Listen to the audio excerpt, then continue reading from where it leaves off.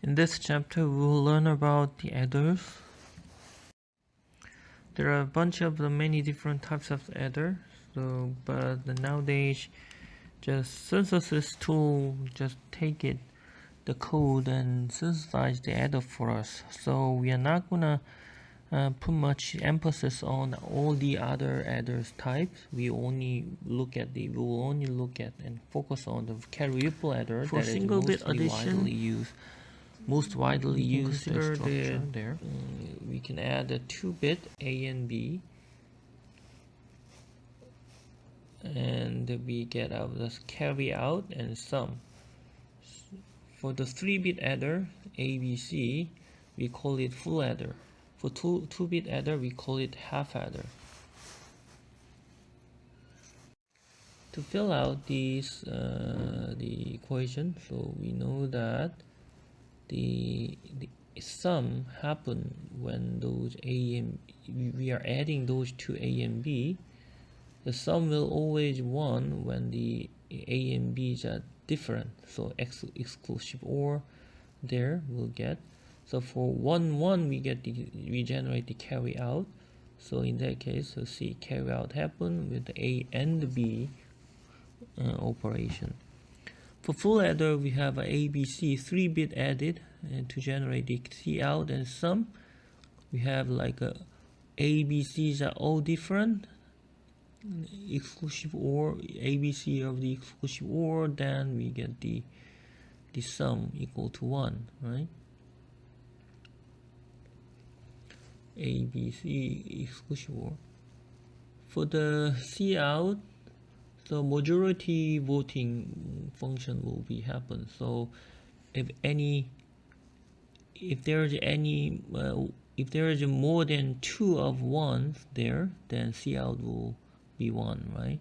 So the 2 and this 2 and 2 and more than 2 here, so it becomes 1. From this, we can construct logic to generate this adder output.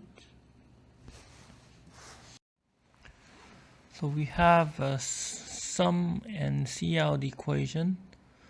Just a brute force implementation from these equation will be like this, and ABC XOR will give us the sum, and ABC take the ABC and take the majority, that will lead us to cout.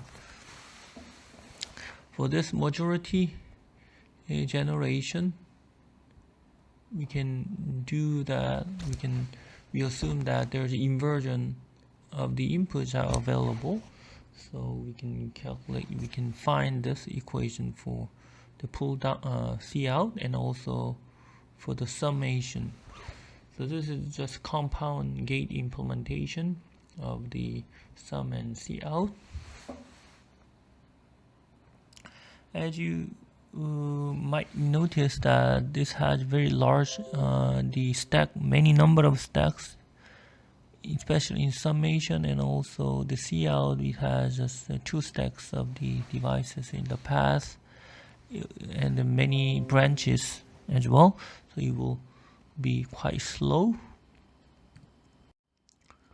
To optimize the speed, the summation can be rewritten using the cout, because the cout is very critical because it will ripple through all the adder stages, multiple adder stage. We want to optimize the cout, and also we want to reuse that cout without having additional the logic function.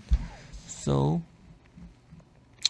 here the cout if we use the cout bar instead of cout, we can reuse that the cout to generate the sum.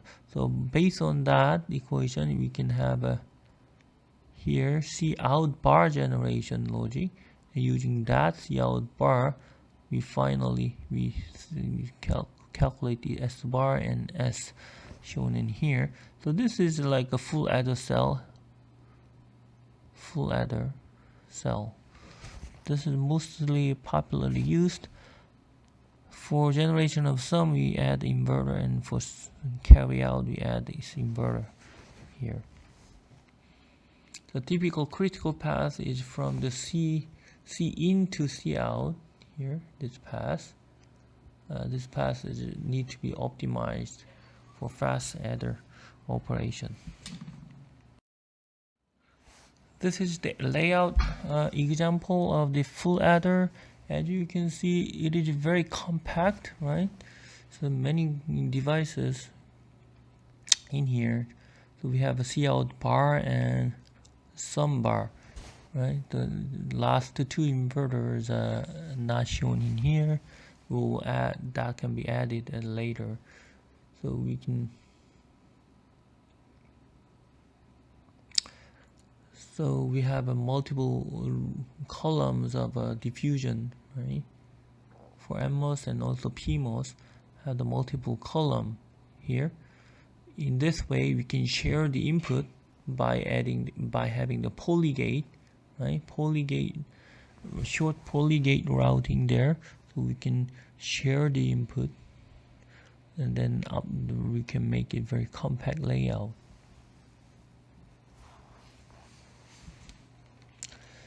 For critical path, we use a large device size, especially for C-out generation that need to be very fast, so we make a larger device. This adder implementation is done by the CPL logic, the complementary path transistor logic. We have S and S bar, so two path transistor paths, and in the middle we have a keeper device. So this is a little bit faster, but it requires more area. The routing and device there is more complicated, because this is the complementary outputs are there, right? Dual path input and an output are there, so more complicated. Another way of implementing this is the C out as well. Both C out and summation quite involved large number of transistors. In the previous CMOS optimized design, we have a very compact layout and device structure there. So, but the CPL is more likely like when CPL structures are used or preferred for multiplexer design kind of thing, right?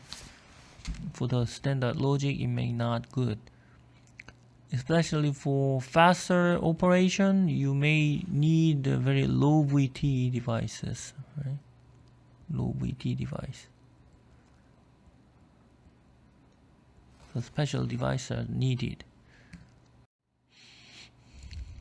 The domino, we can use also domino for the adder operation. As you can see, this C out and summation generation, C out high and C out bar generation there, and some low, some bar and some high there.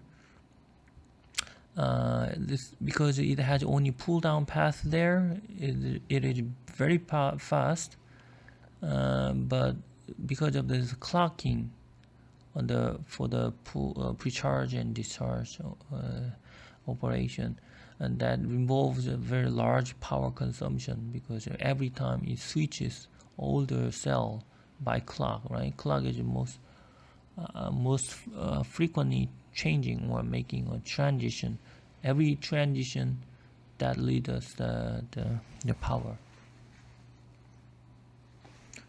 This kind of a dual rate dominer is used for the multipliers. The multiplier requires lots of adder cells in it, and also it has very long path delay. To make it faster, we may use dominer shown in here.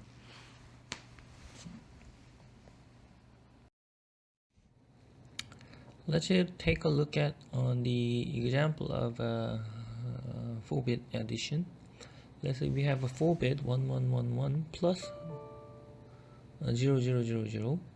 In case Cin is 0, we add them up, and 1, there's no carry out, 0, and add them up, 1, 1, 1, 1. So finally, final stage carry out is 0. In this case, output is 1, 1, 1, 1. What if there's a carry in that is equal to 1 to the adder input? Then 1, 1 addition, then sum becomes 0 and carry out happen. And then 1, 1, 0, another carry out happen, and carry out we pull through to the end, and final value will be 0. As you can see, the logic propagation delay from C in to all the way to C out is the critical, because the previous stages C out affect the current sum calculation.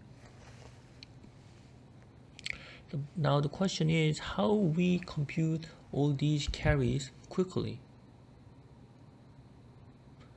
So this kind of a carry ripple through the full adder stages here. This type of adder called ripple carry propagation adder. This is a visualization of a carry propagation or carry ripple adder. So this is the C in comes in. This is the full adder cell, and carry in we take the 3 input and sums out and carry out from the first stage. The second stage gets in the carry in, and this carry out goes on. This is the final 4-bit adder output.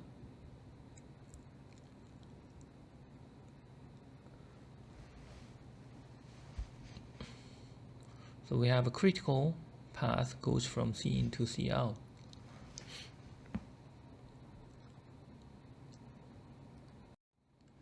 So another way to simplify the carry path is that if you remember full adder cell, each input and output, for carry output the inverted and sum is also inverted.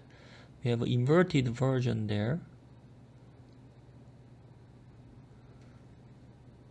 For this kind of cell, if we invert the input, then output is non-inverted like this. This is basically the same structure. So if we take out the inversion on the output for this type of type, let's say this is type A and type B cell. For the type A cell, it gets a non-inverted input and just invert the output, right? For the type B cell, we get the inverted input and just give out the non-inverted output. By having this, we can reduce the one inverter in the full adder cell, right? So we eliminate the inverter and use full inverting full and use inverting full adder. This can make the carry propagation faster. So for this kind of cell, you may refer to the previous the full adder CMOS implementation cell, right? Like this. So this cell is equivalent here because of the structure the fully complementary. You will get the same equation for that. This is what we looked at before. So as you can see, this is optimized full adder cell. We have a C out inverter at the output and some output at the output. So this version is type A, and the other version will be the same schematic, but put some inversion on the input that give us the same that becomes type B, right?